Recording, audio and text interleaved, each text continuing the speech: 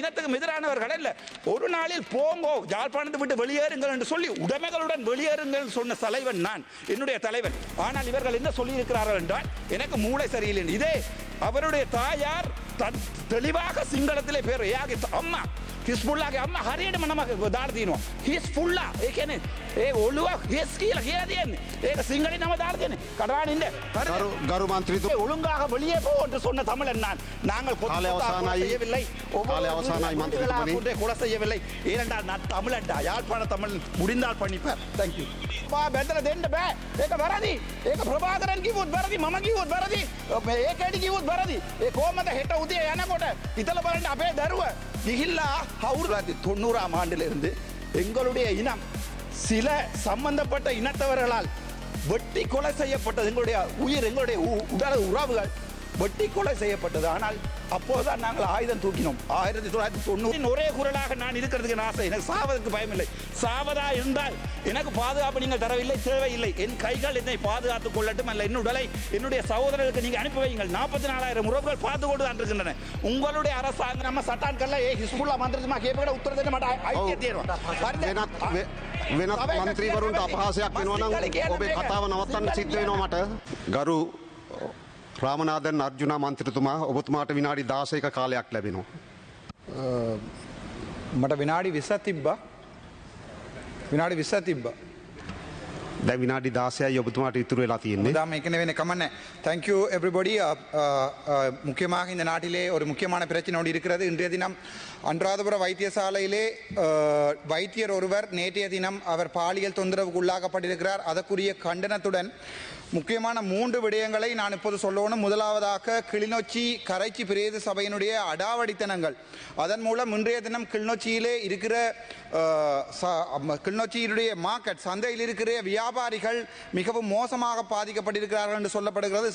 சம்பந்தப்பட்ட அமைச்சரிடம் இந்த கோரிக்கையை நான் இருக்கிறேன். உங்களுக்கு தெரியும் 40 மில்லியன் செலவில் கட்டி வைக்கப்பட்ட 8 கடைகள் திட்டமிட்ட ரீதியிலே 10 மில்லியன் பெறுமதிக்கு அவை உயர்த்தி விலைக்கு கூடப்பட்டு அங்கே வாழ்வாதாரம் இல்லாமல் சிறு சிறு தொழில்கள் மூலம் அவர்களுடைய வருமானத்தை உழைக்கின்ற வியாபாரிகளை இன்றைய தினம் கரைச்சி பிரதேச சபை பாதைக்கு கொண்டு வந்திருக்கிற என்ற விடயங்களை சொல்லிக்கொண்டு, இரண்டாவதாக யாழ்ப்பாணத்தில் இருக்கிற முக்கியமான பிரச்சனை சாவகச்சேரி பிரதேச செயலகம். சாவகச்சேரி பிரதேச செயலகத்தில் இருக்கிற பிரதேச செயலர் தொடர்பான முறைப்பாடுகள் வந்திருக்கிறது. சம்பந்தமாக ஜிஏ பிரதீபன் அவர்களின் கவனத்துக்கு கொண்டு வருகிறேன். நீங்களும் உடன்பாடு என்று சொல்லுகிறார்கள். அங்கே காணிக்கிளை மற்றும் ஐசிடி கிளைகளில் வேலை செய்கின்ற உத்தியோகத்தர்கள் சும்மா இருக்கிறார்கள். அங்கே மக்கள் திருப்பி அனுப்பப்படுகிறார் என்ற முறைப்பாடு இருக்கிறது. 2வது விடயம். 3வது, இன்றைய தினம் ஆன்லைன் சம்பந்தமான அமைச்சு என்பதால் இந்த பிரச்சனையை கொண்டு வருகிறேன். கிளிநொச்சியிலே ராமநாதபுரம் மாயனூர் என்னும் பகுதியிலே விபச்சாரம் செய்கின்ற ஒரு பெண்ணுடைய பெயர் ஷாலினி என்று சொல்லியிருக்கிறார்கள். அந்த பெண் தன்னுடைய டிக்டாக் வலைத்தளம் மூலமாகவும் அது தவிர யூடியூப் வலைத்தளம் மூலமாகவும் விபச்சாரம் செய்கின்ற விடயங்கள் பொதுவெளிக்கு கொண்டு வரப்பட்டிருக்கிறது. அது தவிர அதுக்கு உடந்தையாக இருக்கும் கிளிநொச்சி ஓஎஸ்சி RM கிஷான் எனப்படுவார்கள், RM கிஷான் ரொஷான் எனப்படுவார்கள் உடந்தையாக இருக்கிறார். அது சம்பந்தமாக எங்களுடைய பாதுகாப்பு அமைச்சர் மற்றும் போலீஸ் அமைச்சருக்கு இந்த விடயத்தை நான் கொண்டு வருகிறேன். 4வது விடயம் DK கார்த்திக் சம்பந்தமானது. சம்பந்தப்பட்ட மனநோயாளி ஒரு யூடியூபர் என்னை கொலை செய்வதாக சொல்லியிருக்கிறார். அதையும் நான் எங்களுடைய பொதுமக்கள் பாதுகாப்பு அமைச்சருடைய கவனத்துக்கு கொண்டு வருகிறேன். விடயத்துக்கு வருவோம். நாங்கள் நேற்றைய தினம் கிஸ்புல்லா என்று சொல்லப்படுகின்ற அமைச்சர் ஒருவர் ஒரு சில வசனங்களை சொல்லியிருந்தார். ராமநாதன் அர்ஜுனாவை மருத்துவ பரிசோதனைக்கு அனுப்ப வேண்டும் என்று. மற்றவர்களை மருத்துவ பரிசோதனை அனுப்புவதாக இருந்தால் அவர்கள் மருத்துவத்துறைக்கு, அதாவது ஒரு மருத்துவ சாலைக்கு செல்ல வேண்டும். ஆனால் கிஸ்புல்லா அவர்கள் விடயமாக நான் 1-2 வசனங்களை சொல்லுகிறேன். நான் இஸ்லாம் மதத்துக்கு எதிரானவன் அல்ல. මම කවදාවත් කතා කරේ නෑ මේ අපේ රට තියෙන මේ ඉස්ලාමික මාර්ගයේ වරදි කියලා කවදාවත් කිව්වේ නෑ. මම කිව්වා දරුවෝ ටිකක් බැඳලා දෙනවා නම් අවුරුදු 9 අවුරුදු 8 දරුවෝ බැඳලා දෙනවා නම් ඒක අපි වෙන ආගමක් තියනවා නම් ඒ ආගමෙන් ඒගොල්ලෝ බැඳලා දෙනවා නම් ඒක වැරදි කියලා මම කිව්වා. ඒක අපේ මගේ ආගම වෙන්න පුළුවන්, බුද්ධ ආගම වෙන්න පුළුවන්, ක්‍රිස්තියානිටි වෙන්න පුළුවන්, ඉස්ලාම් වෙන්න පුළුවන්. ළමයිව බදලා දෙනවා නම් ඒක වැරදි කියලා මම කිව්වා. අනිත් එක ඒගොල්ලෝ දැන් මේක තියෙන එක රට. අපි දමල මිනිස්සු අපි අවුරුදු ටිකක් යුද්ධ ආයුධ අරගෙන රණ්ඩු වෙච්ච මිනිස්සු අපි කියනවා මේ රට එක රට වෙන්න ඕනේ. එතකොට සමහර සමහරු කට්ටිය කියනවාන මේ රට ඇතුලේ වෙනම මේ ඒගොල්ලෝට නීතිය තියෙන්න ඕන කියලා ඒක සම්පූර්ණව වැරදි. මම කවදාවත් ඉස්ලාමීය ආගම ගැන කිසි වැරදක් කතා කරේ නැහැ. හැබැයි ළමයිව හිතලා බලන්න ඔයාලගේ දරුව අවුරුදු 9 අවුරුදු 8 ඔය පව් මිනිසු පොයින්ට ෆෝට දෙන්න බෑ මේක මගේ කතාව මගේ වෙලාව දෙන්න බෑ ඉවරනාට පස්සේ දෙන්න ඉවරනාට පස්සේ දෙන්න මගේ වෙලාව ගන්න බෑ හරිද එතකොට මේක සම්පූර්ණ වැරදි මේක ලෝක ආගම එනං නිසාම් කාර්ය පෙරමුම් මන්ත්‍රීතුමා අපේ රටට අපිට ගරු මූලාසුන සභාපතිතුමනි මෙම ගරු පාර්ලිමේන්තුව මන්ත්‍රීතුමා ඔය ඊයේ කියපු කතාව නැවතත් කියලා පිස්තුල්ලා මන්ත්‍රීතුමාගේ නමත් කියලා ඉස්ලාම් ධර්මය ගැනත් මේ කියන කතාව කරුණාකර ඉඩ දෙන්න එපා ඩිජිටල් කරණයේදී මෙවැනි අසත්‍ය සහ ජනතාව අතර වෛරය වපුරන කතා කියන්න එපා කියලා මම ගෞරවයෙන් ඉල්ලා සිටිනවා. මේකත් මෙතුමාට කියන්න කැමැති ඕගොල්ලෝ දන්නවා මේගොල්ලොන්ගේ ප්‍රදේශවල අපේ කෝවිලයක් කඩලා මාළු මාකටයක් කඩපු මිනිස්සු මේගොල්ලෝ. අපි කවදාවත් මම කිව්වා පන්සල කඩන්න බෑ ජාපානයට. ඉතුරු ඇමතිලා ඔක්කොම කියනකොට ඉතුරු එම්පිලා ඔක්කොම කියනකොට පන්සල කඩන්න ඕනේ කියලා මම කිව්වා පන්සල කඩන්න බෑ මේ රටේ ආගම කිසි ප්‍රශ්නයක් ගේන්න බෑ කියලා. හැබැයි මෙතුමාගේ ආගමේ තියෙනවා නම් අපේ රටේ එළියට අපේ රටට ලැජ්ජා වෙන්න නීතිය අයින් කරන්න ඕනේ. ගරු මන්ත්‍රීතුමනි මරණොත් මට බය නැහැ. ඒක වෙනස් කරන්න ඕනේ කියලා මම කියනවා. ගරු මන්ත්‍රීතුමනි අපි විශේෂයට අදාළව කතා කරමු. අහිංස දරුව කොහමද බැඳලා දෙන්නේ අවුරුදු 8 අවුරුදු 9 බබාලාව ඒගොල්ලෝ හිතනවාද ඒගොල්ලෝ දන්නවද ගරු මන්ත්‍රීතුමනි ඒගොල්ලෝ පන්සලේ යන්න බෑ කියලා අපි විවාදයට අදාළව කතා කරමු. මෙතුමාගේ සම්පූර්ණ ආගමවිල මට කති කිව්වොත් මාව මරලා දැම්මුත් වැරදි නම් වැරදි. ඔබතුමා නවේ හිස්පුල්ලා එයාගේ අම්මා තාත්තා දන්නවා තාත්තා එයාගේ ඔළුවේ මොකුත් නැහැ කියලා. ඒ නිසා සිංහලෙන් නම දාලා තියෙන්නේ හිස්පුල්ලා කියලා. ඒ කියන්නේ ඔළුව නැහැ. ඔළුවේක තියෙන එක හිස්ෆුල්. ඒ කියන්නේ ගරු මන්ත්‍රීතුමනි මේ හිස් කියලා පොයින්ට් එක වලට දෙන්න බෑ. ඔයාට ඕනද පොයින්ට් එක ගරු නිසාම් කාර්ය පෙරමුම් මන්ත්‍රීතුමා ඉස්පුල්ලා මන්ත්‍රීතුමා ගැන කියපු සියලුම කතාව හැන්සට් වලින් කපා දමන ලෙස ඉතා ගෞරවයෙන් අයද සිටින අතර දිගින් දිගටම අනිත් මන්ත්‍රීවරුන්ගේ වරප්‍රසාදයේ කඩවිද විදියට මෙතුමා කතා කරොත් ඒ නව කතාව නවත්තන ලෙස ඉල්ලා සිටිනවා. ඔබතුමා විශේෂයට අදාළව කතා කරන්න. මම දැන් කියන්නේ මේ රට එකම රටක්. මේ රටේ ඉන්න මිනිසුන්ට අවුරුදු 9 අවුරුදු 8 බබා බැඳලා දෙන්න බෑ. ඒක වැරදි. ඒක ප්‍රභාකරන් කිව්වොත් වැරදි. මම කිව්වොත් වැරදි. ඒකෙඩි කිව්වොත් වැරදි. ඒ කොහමද හෙට උදේ යනකොට හිතලා බලන්න අපේ දරුවා ගිහිල්ලා අවුරුදු 9 බබාව එක්කෙනෙකුට බැඳලා දීලා හෙට උදේ වෙනකොට එයාට පන්සලේ යන ගරු සභානායකතුමා කොච්චර වැරදි කියන්නකෝ. ඒක සම්පූර්ණව වැරදි. ඒක කවුරුන් මෙයා නවේ මාව මරලා දැම්මුත් සල්රාන් වගේ මගේ ගෙදරට ආවිලා බෝම්බේ දැම්මුත් වැරදි නම් වැරදි. ඒක මම ඒකෙන් ඉවර කරනවා. අපි බලමு 1983 1983 ஆண்டு எங்களுடைய இனக்கலவரம் உருவாகினது. அப்போது இருந்த காலத்திலிருந்து 1990 ஆண்டிலிருந்து எங்களுடைய இனம் சில சம்பந்தப்பட்ட இனத்தவர்களால் வெட்டி கொலை செய்யப்பட்டது. எங்களுடைய உயிர் எங்களுடைய உடல் உறவுகள் வெட்டி கொலை செய்யப்பட்டது. ஆனால் அப்போதுதான் நாங்கள் ஆயுதம் தூக்கினோம். 1990களில் கூட என்னுடைய தேசிய தலைவன் இவர்களை சொல்லியிருக்கிறார் உங்களுடைய உடைமைகளுடன் வெளியேறுங்கள். உடைமைகளை எடுக்க வேண்டாம் சொல்லவில்லை. ஒரு நாள் கொடுத்திருக்கிறோம் உடைமைகளுடன் வெளியேறும் என்று சொன்ன பிரபாரின் வரலாறு இது. நாங்கள் இவர்களை கொலை செய்யவில்லை. ஆனால் எங்களுடைய தமிழ் மக்களை இவர்கள் வெட்டி வெட்டி கொலை செய்திருக்கிறார்கள். கிழக்கு மாகாணம் முழுக்க எங்களுடைய தமிழ் மக்களுடைய ரத்தம் ஆறாக ஓடி இருக்கிறது. அது மட்டுமல்ல எங்களுடைய அம்மன் கோவிலை இடைத்து மீன் மார்க்கெட் கட்டிய இனம் இது. அது பிழை என்றால் பிழை. அது யார் வந்தாலும் பிழை இல்லை. ஒரு விடயத்தை நான் மேலும் சொல்லுகிறேன். நாங்கள் ஒரு பாவப்பட்ட இனம்.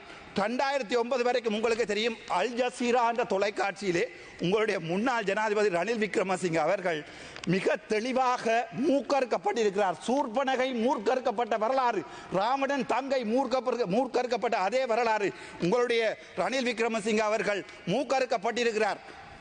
2009 ஆண்டு எங்களுடைய இனப்படுகொலை என்னுடைய சகோதரன் என்னுடைய அப்பா உட்பட ஒவ்வொருவரும் காணாமல் ஆக்கப்பட்ட போது இன்று வரை இந்த சிங்கள சமூகம் எங்களுக்கு நீதியை தரவில்லை.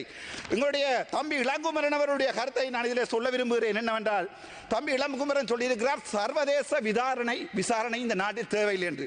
கவலை என்னவென்றால் என்னுடைய யாழ்ப்பாண சமூகம் எங்களுடைய அமைச்சர் உட்பட அனைவருக்குமே வாக்கு போட்டது எதுக்காக என்றால் எங்களுக்கு நியாயம் கிடைக்கும் என்ற ஒரே அடிப்படையில். ஆனால் தம்பி இளங்குமரனுடைய கூட்டு சுட்டு சரி தம்பி இளங்குமரன் தான் ஒரு பேரினவாதிகள் ஒரு கட்சியோடு இருக்கிறார் என்று வைத்துக் கொள்வோம். அவருடைய தலைமை சொல்வதை தம்பி இளங்குமரன் சொல்ல வேண்டும், பாவம் அவன். ஆனால் எங்களோட இருக்கிற இந்த தமிழ் தேசிய கூட்டமைப்பு என்று சொல்லப்படுகின்ற இந்த கேவலம் கேட்ட ஒரு அரசியல் கட்சி எங்களை 16 வருடங்களாக விபச்சாரம் செய்திருக்கிறது.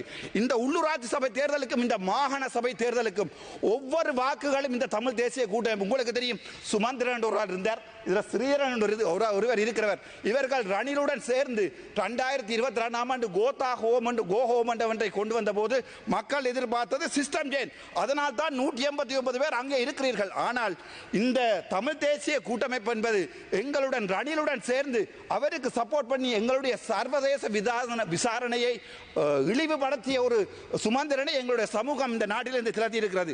அது பரவாயில்லை, நாங்கள் கந்தக காற்றுகளை சுவாசித்தவர்கள். எங்களுடைய பிள்ளை, எங்களுடைய இப்போது வெளிநாட்டில் இருக்கிற என்னுடைய தங்கை தாய் அம்மா செத்தா பிறகு அவளுடைய முளையை குடித்து வளர்ந்தவன் நான். தன்னுடைய தாய் வயிற்றிலே அந்த படங்கள் இருக்கிறது, புத்தகத்திலே போய் பாருங்கள் அல்லது நெட்டிலே பாருங்கள். தாய் செல் அடிபட்டு இறந்தா பிறகு இல்லையான் மொய்க்கின்ற தாயின் உடம்பிலே பாலை அருந்தியவன் என்று வெளிநாட்டில் இருப்பதால் தான் நான் இன்று பாராளுமன்றத்துக்கு வந்திருக்கிறேன். அவன் போட்ட பிச்சை, வெளிநாட்டிலே என்னுடைய சகோதரர்கள் போட்ட பிச்சையால் 3 மாதத்திலே நான் பாராளுமன்றத்தில் வந்திருக்கிறேன். ஆகவே மிகவும் தெளிவாக எங்களுடைய அரசாங்கத்திலே கேட்பது 2009 மட்டுமல்ல, சஹ்ரானுடைய இந்த இனவாதிகளுடைய இந்த சகல விடயங்களை நாங்கள் சர்வதேச நீதிமன்றத்துக்கு கொண்டு போக வேண்டும். நாங்கள் எங்களுடைய நாட்டிலே உங்களுக்கே தெரியும், எல்லா அரசியல்வாதிகளும் எப்போதுமே டீல் அடித்துக் கொள்வார்கள். உங்களுக்கு வடிவா தெரியும், நல்லாட்சி என்று ஒன்று வந்தது, அதுக்கு பிறகு என்ன நடந்தது? 2009 கோத்தபாய வந்து விரட்டடிக்கப்பட்டவர், அதுக்கு பிறகு ரணில் வந்தவர். எந்த சமூகமும் எந்த மக்களும் என்னுடைய அழிக்கப்பட்ட இனத்துக்கு இதுவரைக்கும் எந்த நியாயத்தையும் சொல்லவில்லை. அதனுடைய அங்கமாக ஏகேடி சொல்லியிருக்கிறார் என்னவென்றால், தான் கூட சர்வதேச விசாரணைக்கு போக மாட்டேன். ஒரு வாக்கு யாழ்ப்பாணத்திலே ஏகேடியினுடைய கட்சிக்கு விழுமாக இருந்தால் அது என்னுடைய தலைவனுக்கும் என்னுடைய 44,000 போராளிகளுக்கும் இப்போது மீதம் இருக்கிற எங்களுடைய இனத்தின் கோடாளி காம்புகளாக இருக்கும் என்பதை உங்களுக்கு நான் சொல்லிக் கொண்டுறேன். அது தவிர உங்களுக்குமே தெரியும், எங்களுடைய புதுமாத்தலன் உட்பட சகல ஹாஸ்பிட்டல்கள் கூட ஷெல் ஆட்லரி அடிக்கப்பட்டிருக்கிறது, அங்கே புக்காரா அடிக்கப்பட்டிருக்கிறது என்ற உண்மையை அல் ஜசீரா தொலைக்காட்சியிலே எங்களுடைய முன்னாள் ஜனாதிபதி ஒத்துக்கொண்டிருக்கிறார். அது பரவாயில்லை. பட்டலாந்து படுகொலை உங்கள் சார்பாக நான் கதைக்கிறேன், உங்கள் குரலாகவும் நான் இருக்கிறதுக்கு தயாராக இருக்கிறேன். பட்டலாந்து படுகொலை எனப்பட்டுக்கிட்ட 88,000 உங்களுடைய சகோதரர்கள், உங்களுடைய ரோகண விஜய் வீரர் உட்பட எல்லாரையும் கொண்டு சுட்டு கொண்டே கனத்த மயானத்திலே உயிரோடு எறிந்த வரலாறு உள்ள ரணிலை நீங்கள் பிடிக்காமல் இருப்பது உங்களுடைய அரசியல் கலாச்சாரம் என்றால் நான் அரசியலிலே ஒரு புள்ளியாகவே இருக்க விரும்புகிறேன். சரி, அதையும் பார்ப்போம். உங்களுக்கு தெரியும், ஜெனரல் சவேந்திர டி சில்வா எனப்படுபவர் ஒரு பிளாக் லிஸ்ட் பண்ணப்பட்ட ஒரு ராணுவ கமாண்டோ. அவர் மனித உரிமைகள் மீறுகிறார் என்று சொல்லி யூஎன் ஹியூமன் ரைட்ஸ் கமிஷன் நேற்றைய தினம் கூட யூஎன் ஹியூமன் ரைட்ஸோட என்னோட ஒரு ஆன்லைன் சூமீதமான இது நடந்தபோது என்னுடைய குரலை இந்த பாராளுமன்றத்திலே இவர்கள் கதைக்கவிடவில்லை என்பதை யூஎன் ஹியூமன் ரைட்ஸ் ஹை கமிஷனிலே முறைப்பாடாக எடுத்திருக்கிறார்கள். நான் இதை யூஎன் ஹியூமன் ரைட்ஸுக்கு கொண்டு போயிருக்கிறேன். எனக்கு 77 நாள் கதைக்காமல் தந்திருப்பதற்கு. அதே போன்றுதான் எங்களுடைய சவேந்திர சில்வா அமெரிக்க அரசாங்கம். இன்னொரு விடயத்தை சொல்கிறேன். நான் பலஸ்தீனத்திலே உங்களுக்கு தெரியும் காசாவிலே நடக்கின்ற போர், அந்த காசாவிலே நடக்கின்ற போரின் போது அமெரிக்காவால் சொல்லப்பட்ட விடயம் என்னவென்றால், கோத்தபாயவும் அதே நேரம் எங்களுடைய முன்னாள் ஜனாதிபதி மஹிந்த ராஜபக்சவும் எவ்வாறு எங்களுடைய மக்களை பாதுகாப்பு பிரதேசத்துக்கு போ என்று சொல்லி குண்டடித்தார்களோ அதே மாதிரியே கொலை செய்ய வேண்டும் என்ற ஒரு முறைமையை வலதுசாரி அமெரிக்கன் அமைப்பு ஒன்று இஸ்ரேலுக்கு சொல்லியிருப்பதாக எங்களுடைய மெஹ்தி ஹாசன் சொல்லியிருக்கிறார். இதன் அடிப்படை என்னவென்றால், நாங்கள் சர்வதேசத்தால் நாங்கள் அழிக்கப்பட்டிருக்கிறோம் என்று ஏற்பட்டிருக்கிறது. யூஎன் ஹியூமன் ரைட்ஸ் கமிஷன் சொல்லுகிறது எங்களுடைய 40,000 சகோதரர்கள் அழிக்கப்பட்டிருக்கிறார்கள். இப்போது இருக்கும் ஒரே குரல், தமிழனின் ஒரே குரலாக நான் இருக்கிறதுக்கு ஆசை. எனக்கு சாவதற்கு பயமில்லை. சாவதா இருந்தால் எனக்கு பாதுகாப்பு நீங்கள் தரவில்லை, தேவையில்லை. என் கைகள் என்னை பாதுகாத்துக் கொள்ளட்டும், அல்ல என் உடலை என்னுடைய சகோதரர்களுக்கு நீங்கள் அனுப்பி வையுங்கள். 44,000 உறவுகள் பார்த்து கொண்டு தான் இருக்கின்றன.